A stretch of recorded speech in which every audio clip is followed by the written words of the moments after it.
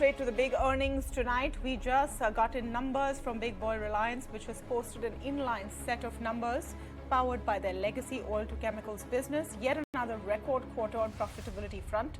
When it comes to its telecom arm, that also has seen a 28% growth in profits. ARPUs have grown at 178.2 rupees versus 177.2 Q on Q.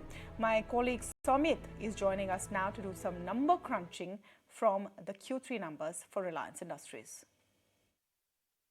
Well, if you see compared to the street estimates, the revenue and net profit is pretty much in line, but the big beat for Reliance Industries has come in on the EBITDA front. Now, street was expecting the EBITDA number to be close to 33,700 crore rupees, but the company has reported an EBITDA of close to 35,247 crore rupees. So this big beat has naturally come in from the O2C segment, because there the number has grown around 16% on a sequential basis, and the O2C segment's EBITDA is close to 13,900 crore rupees. Now, this is on the back of the fact that in the third quarter of FY23, the export tax was removed from SEZ, that is a special economic zone where Reliance Industries has one of its refinery unit, and also on a relative basis, if you see, the impact of windfall tax was lower in the third quarter of FY23. Now, moving on to the other segment, that is the retail segment, the performance is pretty much in line with what the street was expecting. Retail EBITDA is higher by around 7%, and that is what the street was expecting. And the biggest growth or the sequential growth has come in from the oil and gas exploration segment, and that is purely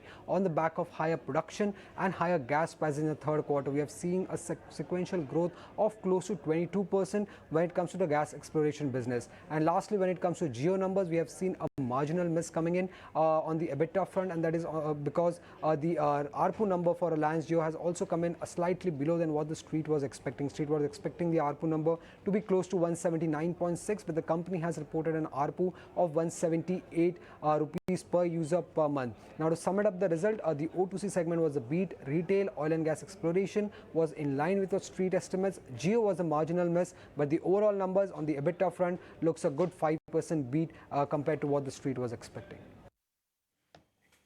And with the rise of social media influencers, the Consumer Affairs Ministry has now released endorsement guidelines for them. Influencers will be fined and could even be barred from endorsing products in case of repeated non-compliance of guidelines. Social media influencers will have to pay 50,000 rupees as penalty if they fail to inform their followers that what they are putting out is a paid promotion. The fines could go as high as 50 lakh rupees, and they could also be barred from endorsing a product for up to 6 years if they are repeat offenders. Now, how exactly will these guidelines work is the key question. To speak on this, I'm joined now by Rekha Agarwal, advocate in the Supreme Court. Deepak Parekh is joining me. He is a digital content creator and founder of Iceberg Creations, and Ayush Vadva also with me on the show. He's also a digital content creator and founder of Owl Media. Welcome to all of you, and thank you for speaking with us today. Ayush, let me begin with your take on these guidelines. First of all, is it practical to implement, and how rampant is this, where social media influencers are sort of weaving in an endorsement in their posts without revealing that someone's paying them to do it? It used to be a lot more common before. Of course, the frequency of this has reduced, but at the same time, it's very hard to gauge a lot of times whether the post is sponsored or not, because a lot of the creators who with an intent do this also know how to produce great content. So a lot of times they're able to hide in the promotion in good content. But of course, with time, as you grow, if the numbers grow, if you're a creator with at least, like, let's say 50K, 100K plus audience, you also become more informed, because at this point, this has also become an income stream for you, and you become more serious about the repercussions that would play in if you, let's say, break a rule. Can you explain to me, why would content creators not want to reveal, and why would they want to try and hide that this is an endorsement? Let me try and understand that first. And you're saying it's reduced. Frankly, I see it all the time. Everything is paid.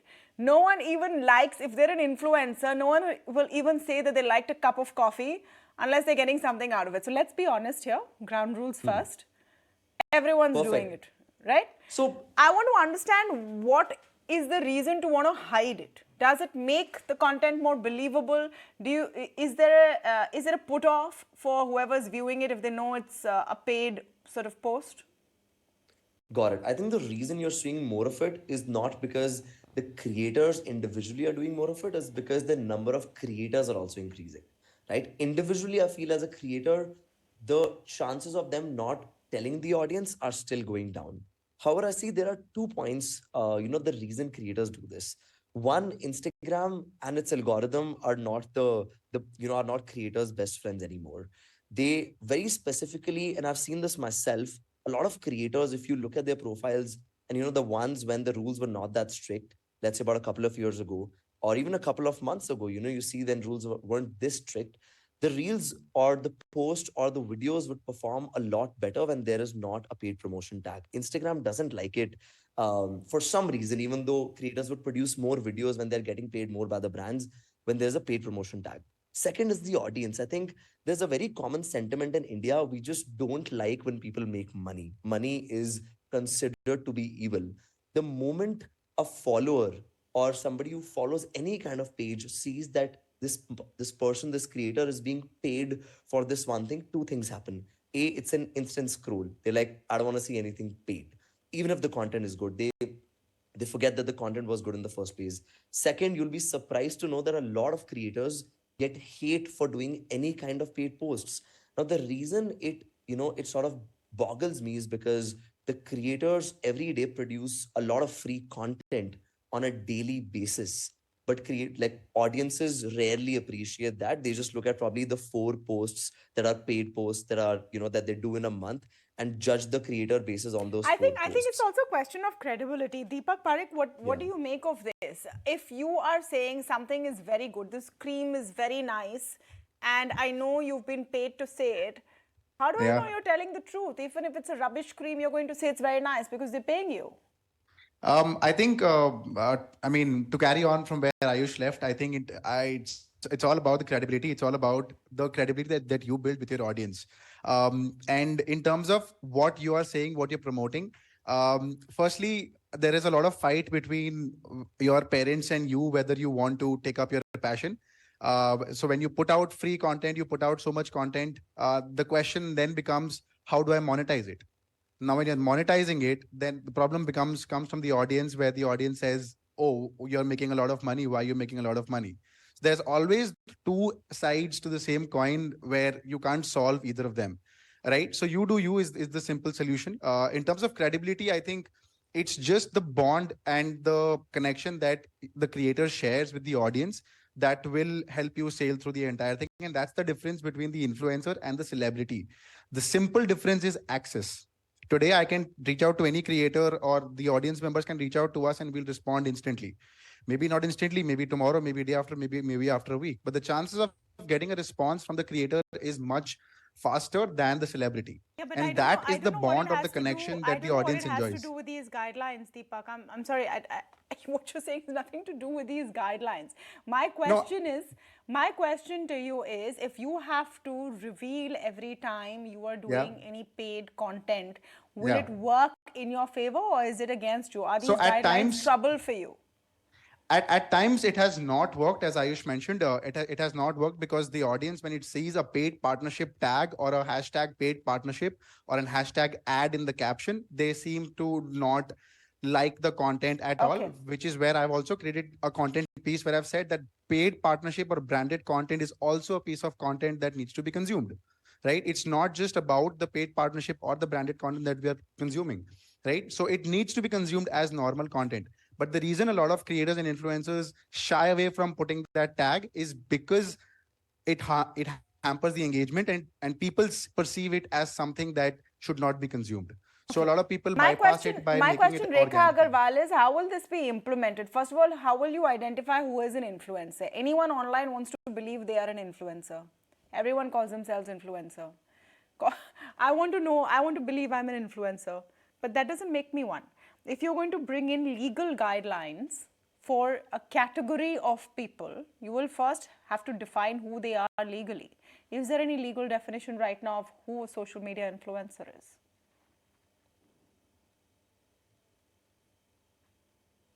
Ms. Agarwal, that question's to you. Can you hear me? I thought that was for Deepak. Oh, I'm sorry. No, the legal questions for the lawyer, ma'am. Okay. Yes. Okay. Yeah. Definitely. As of now, there is no clear definition. In fact, there's no definition at all of the term social media influencer, and that is a term which has been coined, by the social media influencers themselves, or the young generation has coined it. No such term exists legally, until the government decides to, amend the Consumer Protection Act 2019 and define what or who is a social media influencer. So, having said that, I think that though these guidelines have come into effect, and I welcome them as a lawyer who's very much attached with the consumer protection movement ever since its inception. So I think that we should be very happy that these kind of guidelines have come into existence. And both Ayush and Deepak, who are in this line, I think they should also be happy that here is a chance to be transparent about the endorsements that you are making. See, let's be very frank about it. There's no such thing as a free lunch, and the audience which is Absolutely. watching these things, or these advertisements or whatever whatever you call them, on social media, they obviously are not they're not babes in the woods. They know that they take it with a big pinch of salt. So whether you say that it is endorsed, it is a sponsored endorsement, or whether it is not, whether you say that or not, ultimately the audience knows, way back in their mind, something rings a bell that nobody could be doing it for free. I mean, it takes a lot of effort to make these videos. A friend of mine's daughter is into this line, and I saw her making a video one day, and I was really very impressed, because something which I took very lightly, I realized a lot of effort goes into it. Right. So as I say, yes. So I think that there is no definition right now. But having said that, I think that whoever in this line, and who tries to call himself or herself as a social media influencer, they should not be, the problem is the problem is, and it's a real problem for social media influencers, is the moment you say and you reveal, and the guidelines say you have to very prominently reveal so that everyone who sees it knows. The moment you reveal that it's an ad, nobody wants to watch it. So it's counterintuitive, because the company is paying you so that more people watch it. See, whether you say that or not, as I just said, that the audience nowadays, people who are into, who are influenced by social media, whether it is these influencers or the young generation, is very much into social media. So everybody knows, now people are educated nowadays. It's not that, even people in the rural background, they're educated. And in fact, they are much more educated and informed, than the people in the metros. So we all know that, nobody, as I said, there's no such thing as a free lunch. Whoever is doing it, whether directly or indirectly, there are various sops attached to it. You may not be being paid in cash, but you may be paid in kind. There's always some, reason why a person would, a media influencer would be endorsing a product. It's difficult actually to make out the difference. So there is a green line. I admit that. Yeah, because you might actually say you like something because you like it. Yes, but I mean, that's the purpose of social media, is to give people a window into what's happening in your life. I want to take this question to Ayush. Do you think these guidelines are going to be an hindrance in the revenue stream for social media influencers? Because you started by talking about what a big revenue stream is. If you're only dependent on whatever the platforms pay you as per views. Not really. I think as a proportion, if I'm not mistaken, you can shed light on this, a big chunk of revenue actually comes from paid promotions, isn't it? That's true. That's true right now at the moment, but a lot of other creators, especially the bigger ones, have opened up massive revenue streams for themselves. They've opened brands, they've opened, agencies, they've opened other businesses. But right now, statistically speaking, most of the major revenues come from brand deals. You asked us one question as to why should the audience believe a creator, or what is the incentive to the creator to be this transparent? I feel the smarter ones will always be transparent because of one reason, that one branded post is just one post out of the probably 200 posts that they're making. Smarter creators know that this is not a 2-month game, because as Rekha also said, that audience can now very transparently see through a creator that, okay, is this paid or is this not paid? long term, a smarter creator would be transparent because they know that this is not one brand deal that they have to do. They have to do thousands of brand deals over the next 10, 20 years, because this is now becoming a full-on profession for a lot of people, and good amount of money is being made. Now, if will this be a hindrance to creators? Personally, I don't think so. I think a lot of the new creators have to be informed that transparency is very important. And at the end of the day, I think if you are genuinely serious about this as a profession, you should reveal that it's a paid promotion, because your life as a content creator is a lot more than one branded post. And the amount of the kind of connection you make with the audience is not through this one post. This post is um, you eat meal 3 times a day, and the rest of that you use the energy to do whatever task you do. We eat our meals. The branded post is our meal to do the thing that we truly like, which is making a connect with the audience, making the content that we love. So I don't think it's a hindrance at all. I do think that the amount, which is the at max of, it starts with 50,000, I think it needs to be slightly more clearly defined. I do think it could be a lot for smaller creators. I don't think this amount in itself is very well defined, and it seems very I'm vague to wondering me. how this will actually be implemented. I mean, who is the, or which is the agency which is going to go and ferret out these influencers who are not following the rules and then track them down and then fine them, and how are you going to implement it? They've been trying to do that with advertisements for the longest time, holding Yes. celebrities or, people who are Yes, response. endorsing responsible. Frankly, it hasn't actually happened. No one's come and sued a big star saying that the fairness cream you've been hawking has not made me fair.